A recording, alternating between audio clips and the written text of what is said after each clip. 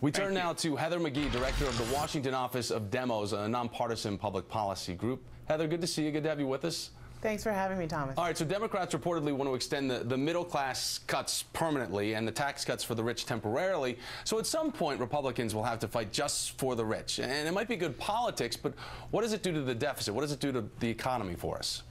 I think it's a really strong move, obviously, for President Obama and the Democrats to continue to push for the middle-class tax cuts that were really their signature achievement in tax policy since President Obama became president. Not that many people know this, but actually, President Obama gave the middle class the single largest tax cut in American history during the Recovery Act. So while families are living paycheck to paycheck and so many people in this country are worrying about the roof over their head, the last thing we need to do is raise taxes on the middle class. But when we ask the question, what is this policy for? The answer on the highest income tax cuts is really just resounding silence, because we really need to be pushing the Republicans. Democrats really need to be pushing the Republicans to justify wealthy tax cuts for the wealthiest Americans at a time of massive unemployment. Well, yeah, people don't realize because, I mean, most un-Americans are employed. We have this skyrocket unemployment rate of 9.6%, 15 million Americans that are out of work. And as you pointed out, from the Recovery Act, Americans don't even know that Obama lowered their taxes last year. So no matter how much that he lowers the taxes now, or for whom, won't it just mean that Republicans take credit for him doing so, and then they hammer him for increasing the deficit to do so? It's like a real catch-22.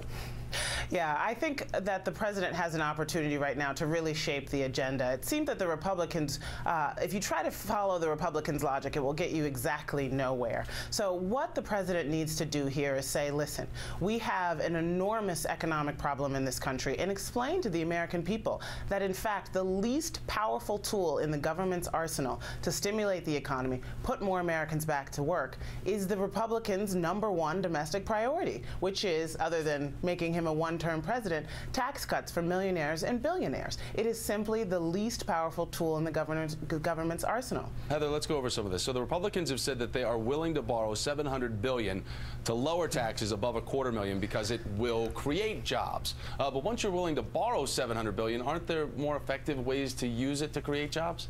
Absolutely. We know that, in fact, tax cuts cost the U.S. more than they create in economic activity.